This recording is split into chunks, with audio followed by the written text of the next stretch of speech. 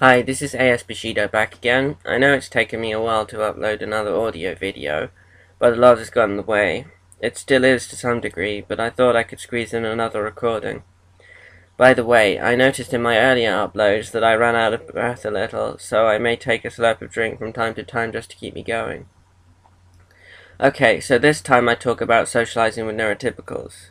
To those that don't understand what neurotypical means, it basically means someone that doesn't have Asperger syndrome or autism. This is a topic that I would find difficult to talk about. It's because I haven't had much of an opportunity to talk to people that are neurotypical. Looking back at my past, I was always alienated from everyone else in the classroom. I did manage to make one friend in that chaos of that prison, but it never lasted. It didn't end because we didn't see eye to eye, it was actually because of my breakdown. I refused to see him after my breakdown, even though it wasn't his fault. I later found out he was actually on the spectrum as he had dyspraxia, and dyspraxia basically means that he had difficulty with hand-to-eye coordination. He couldn't easily catch a ball, that type of thing. I even tried contacting him on Facebook, but he didn't respond. Anyway, back to neurotypicals. To get along with neurotypicals is something I'm trying my best to work towards. It may take me some time, and I'm hoping these YouTube videos could also be helpful so that I can redirect anyone I come across in the future to them. One day, if someone were to look at these videos, I hope they could start to understand me a little better. Understanding is very important in any social interaction, especially when it involves someone on the spectrum like me. For all you neurotypicals out there, you need to listen to us in order to slowly start to see what it's like living on the spectrum. You'd need to understand a little about how difficult we find life so that we could feel comfortable in your presence. Of course, you'd never truly understand what it feels like unless you were looking at life through our eyes, but at least, when we explain ourselves to you, try to pick up on where we are coming from. If you could picture yourself going through similar circumstances to us, see if you can understand what life would be like from our viewpoint. Take everyday tasks you carry out to the lives you have. Think about what that would be like if we, on the spectrum, attempted them. If you could imagine all that, could you see how hard life would be like?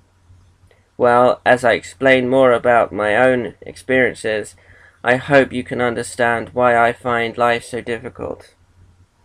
I just need to find the right help that actually works. As far as I'm concerned, there are not enough professionals trained in ASD in Britain. ASD basically means Autism Spectrum Disorder. Polly Tommy, a mother of a boy on the autistic spectrum, said in a European conference that it wasn't even mandatory for professionals to be taught about ASD. So is it any wonder why there are so few in this country? I was given no help when I was behind my bedroom door learning for 5.5 years. Whether it was because being taught from behind my bedroom door seemed so odd to them, I have no idea. But what I believe these professionals should learn is to think outside the box. I hate that word, professional. If they were professional, you'd think they'd at least have some understanding of the autistic spectrum, but they certainly don't. Anyway, I believe they should think outside the box because every one of us on the spectrum needs to be helped in our own individual way. I may not need the support one person on the spectrum needs, but I may need more than another. See what I mean? You cannot place us on the spectrum. You cannot place us on the spectrum in one box. We are all individuals in ourselves.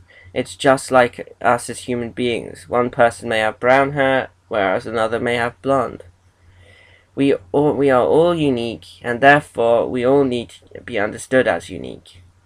I don't believe that you could simply classify everyone on the spectrum under one umbrella, or even in group sections.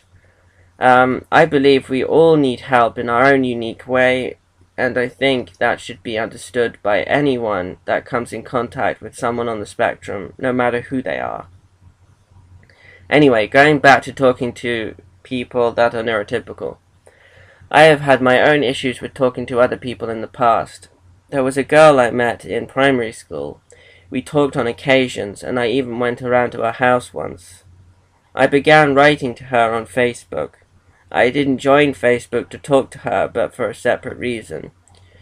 When I wrote to this girl from school on Facebook, I tried my best for months before it failed to try to explain about my Asperger syndrome and the way I was bullied. It all seemed to go well, and she sounded as if she understood where I was coming from. But all of a sudden, something put a spanner in the works. This spanner was a bully that was involved in a bullying incident that really cut me in two. In the same year she and I were in.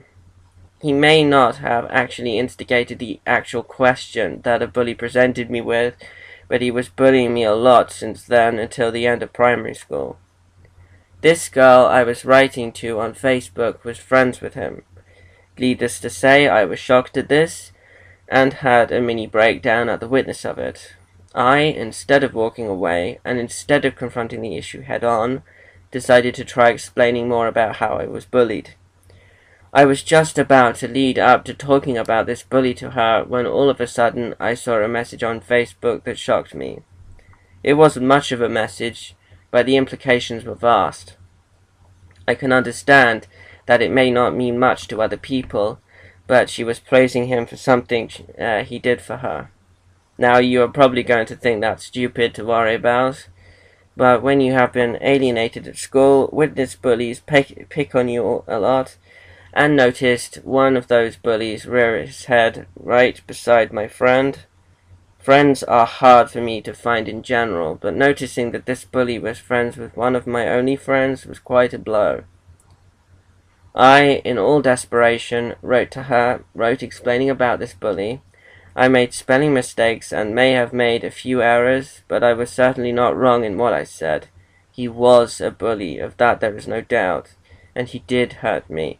And as far as I was concerned, he was at the time as well. I knew that there was nothing I could do to shake their friendship, and I didn't think that would have been wise anyway. She didn't respond to me, but sent a message to my mum accusing my Asperger syndrome for the reason of why this bully affected me so much. Ask yourself, if someone wrote to you for some time who you thought understood where you were coming from, writes behind your back, whitewashing everything she told you to make up her own conclusion separate to what she told you, how would you take that? I didn't want to step on anyone's toes, so I just stopped writing to her. I sent her an e-card on her birthday, but she never sent me one on mine. She has basically told me without action that I don't want to know. Well, that's fine. She can think what she wants about me, but I will stay true to myself, and I cannot betray the fact that I was bullied in my past. I cannot shake that bully's actions. They have always stayed with me. All my bully's actions carry with me. Maybe it's because I'm on the spectrum, or maybe it's because I was bullied, but I cannot forget my pain and what led me to suffer in the way I did. I am still suffering in my own way, even now. I could not forget his actions, nor, I believe, should I. See how these friendships with neurotypicals seem to fail? I always believe it takes enough listening and understanding for it to work with someone neurotypical. Understanding is essential, no matter what happens, as with understanding we can feel less alone. Understanding shows that the other person cares to see where we are coming from, and hopefully support you when you need it. Support and understanding go hand in hand, and can be very powerful. Never underestimate the power of understanding and support. They are irreplaceable and invaluable. Anyone that either judges you for the simple fact that you are disabled and so carry too much baggage, or to completely ignore the fact that you are disabled and act like you are just like everyone else, wouldn't be right for me. I would think that you should understand and accept someone's difficulties and disabilities and not judge people for them. I may have Asperger syndrome, but that doesn't mean I'm stupid or slow. Oh, and another thing. Don't think that I should either be the can or autistic, lower on the spectrum, or that I should be the equivalent of Einstein or Rain Man. The spectrum is vast, spanning from one side to another. What many people seem to miss is that there is a middle ground. A middle ground that a lot of us on the spectrum are missed. I think it is this side of the spectrum that has a habit of slipping through the net. I believe I am in this middle section. You can be on the spectrum and be just the same as everyone else, you just have major social difficulties, specialist interests, etc. I wish I could say all this to a lot of neurotypicals out there before they judge me. Don't see someone with autism, Asperger syndrome, and become shocked by it. Listen to the individual, learn to understand, and in time you may discover that that person that is on the spectrum may have some really unique talents or interests that you may not be able to find in someone that is neurotypical. Those that are on the spectrum could have some really unique qualities that you may come to appreciate. We on the spectrum are not the weird social misfits that you think we are. Most of us can actually be quite intellectual when you get to know us. I always say, don't judge a book by its cover. For all you neurotypicals out there, remember that, for you may be missing out on someone very interesting, with all their little quirks. Although those on the spectrum experience social difficulties, when you get to know someone on the spectrum well enough and they feel more comfortable in your presence, their true selves may come out. You may even discover that this social misfit may actually be someone worth knowing. I hate it when someone dismisses you because of your difficulties and doesn't look past them to what actually matters, whether you share some interest with them or share something in common. Anyway, that's it for now, and thank you for listening.